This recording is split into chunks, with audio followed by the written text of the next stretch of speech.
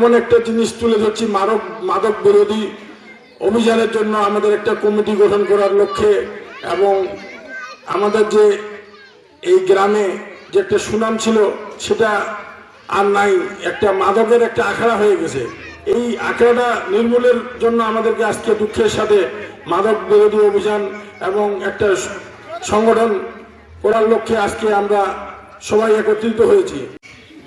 মাদক মুক্ত সন্তান চাই, আমরা মাদক মুক্ত স্বামী চাই। আমরা চাই না আমার সন্তান স্বামীরা খারাপ হোক। আমরা চাই যাতে আমার সন্তান স্বামীরা সুস্থভাবে বাসায় ফিরে। আমরা কেউ চাইবো না যে আমার স্বামী নেশা করে বাসায় ফিরুক, কেউ চাইবো না আমার সন্তানরা নেশা করে বাসায় ফিরুক। এখন দেখতেছি 500 টাকার লোভে অনেক মা বোন ভাইরা মোবাইলটা বন্ধ রাখে, তখন ওই বাচ্চারা নেশা খাওয়ার আসক্ত হয়ে যায়, জুয়া খেলার আসক্ত হয়ে যায়। আমরা কেউ চাইবো না। আমরা মা বোন ভাইরা যদি সবাই একত্রে হয়ে নেশা নির্মূল করি তাহলে আমরা সুস্থ পাবো। এলাকাবাসীদের কাছে আমাদের এই অনুরোধ যে আমরা যেন সবাই একজোট হয়ে নেশা আর জুয়া করতে পারে, নির্মূল করতে পারে। এই যে মাদক বিরোধী একটা আন্দোলন আমরা করতেছি, আমি কিন্তু প্রায় এই বাগানে আসে দেখি যে আমার ছেলে আছে কিনা, কিন্তু আমার ছেলেকেও দেখি এবং এলাকার এবং ওই দিককার আরো অনেক ছেলে বসে থাকে। এজন্য আমি কিন্তু ট্রিপল লাইনেও ফোন দিয়েছিলাম। ট্রিপল লাইনে ফোন দেওয়ার পর উনি আমাকে হুমকি দিয়েছে, বলছে যে আপনাকে সেখানে যাইতে হবে। আমি বলছিলাম যে ওখানে গেলে হয়তো আমার জীবনের হুমকি হতে পারে, আপনি আমার পরিচয় গোপন রাখেন এবং আপনাকে আমি ঠিকানা জানাই দিচ্ছি যে আপনি এখানে যান এবং আপনি গেলে এখানে সকাল 9টা থেকে শুরু হয় এবং রাত্রি অনেক রাত পর্যন্ত এখানে চলে। আমি একাই এখানে আমার ছোট্ট মেয়েটাকে নিয়ে রাত 9টা নাই, 10টা নাই, আসর নাই, জোহর নাই, আমি এখানে খুঁজতে আসি। এবং এই যে কেডিএম কলেজের মাঠে সেখানেও কিন্তু বাচ্চারা পড়ালেখা করতে যায় না, সেখানেও নেশা খায়। এবং শঙ্কর মিল এবং এইখানে প্রতি শুক্রবার বৃহস্পতিবারে ক্রিকেট দিয়ে জুয়া হয়।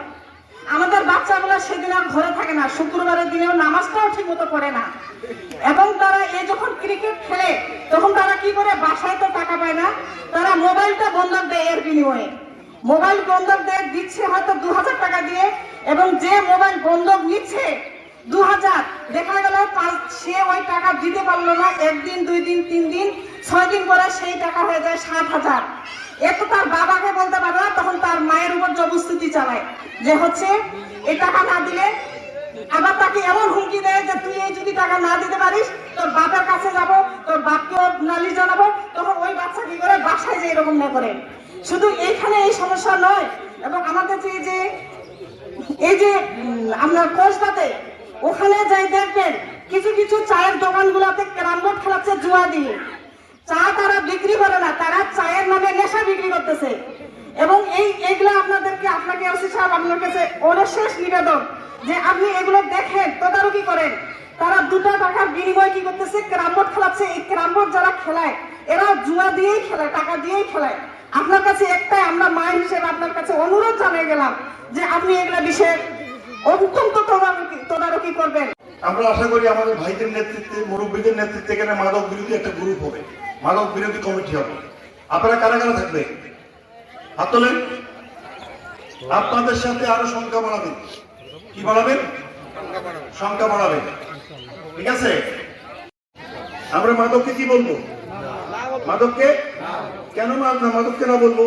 দেখেন আল্লাহ রাসূল বলছে মাদক মদ যা আছে এটা খেয়ে সালাতের ধারে কাছে যেও। কার ধারে কাছে? সালাতের ধারে কাছে নিষেধ করছে। অর্থাৎ মাদকাসক্ত ব্যক্তি তার মাথা ঠিক থাকে না, সূরা উল্টা পাল্টা করবে। এই জন্য তারা বলছে নামাজের ধারে কাছে না দেওয়ার জন্য। তো যে ব্যক্তি নামাজ পড়বে না সে কি জান্নাত পাবে? তাহলে তার আখিরাত বরবাদ। তার আখিরাত কি? আর দুনিয়ায় তো বরবাদ আমরা দেখতে পাচ্ছি নাকি? কি বলেন? তাহলে আমরা এই মাদকের বিরুদ্ধে সবাই সোচ্চার হবে। যে ব্যক্তি কোনো কাজ করে না, কি করে না, বেকার ঘুরে বেড়ায়, ভব ঘুরে, কি করে, ভব ঘুরে, তাকে আইন বলছে তাকে ধরি ম্যাজিস্ট্রেটের কাছে পাঠাইল। কথা বলতে পারছি? আমাদের দেশে আইনের প্রয়োগ নাই। কি নাই? আইন কিন্তু বুঝেন না। দয়া করে আপনারা নিজেদের, আপনার একটা ছেলে মাদকাসক্ত হয়ে যায়, আপনার মেয়েটাকে বিয়ে দিতে পারবেন না। বিয়ে দিতে আসলে বলবে ওর ছেলে তো মাদক আসক্ত। ঠিক না ঠিক? যে বোনটার বিয়ে হবে না সে কষ্ট পাবে না, পাবে না? কষ্ট। যদি কোনো লোক বসে, একা যাবেন না, মারধর করবেন না, আপনারা 10 মিনিট জন্য নারী পুরুষ একসাথে যাই, হ্যাঁ, পাটের রশি নিয়ে যাবেন, বেঁধে ফেলবেন, আর কিছু করবেন না। বাদি গাছের লোক বাদি ফেলাই আমার খবর দিবেন। নারী পুরুষ মিছিল করে করে যাবেন, যাইয়া যেটাকে পাবেন ঘেরাও করে ফেলবেন। কথা বুঝতে পারছি আপনাকে? হ্যাঁ, সঙ্গে পাটের রশি বানিয়ে রাখবেন। রশি বানাতে পারবেন না? গরুর রশি আছে না? সবার কাছে গরুর রশি একটা থাকবে, পারবেন তো?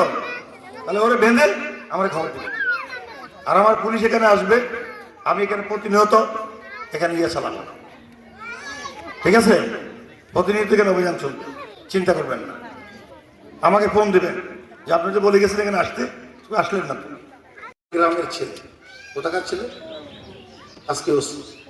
আপনাদের তো বাচ্চাদের পায়ে জুতা ছিল, আমরা যখন লেখাপড়া করছি আমাদের পায়ে জুতা ছিল। আমরা লুঙ্গি পরে কিছু স্কুলে গেছি, প্যান্ট পাইনি। কি পাইনি? একেবারে নিরেট গ্রামের ছেলে। এই গ্রামের ছেলে যদি, এটা তো অনেকটা শহর, এখন কারেন্ট আছে, কি আছে কথা বলে। আমাদের যদি কারেন্ট ছিল, টুপি বাতিতে লেখাপড়া করেছি, তাহলে ছোট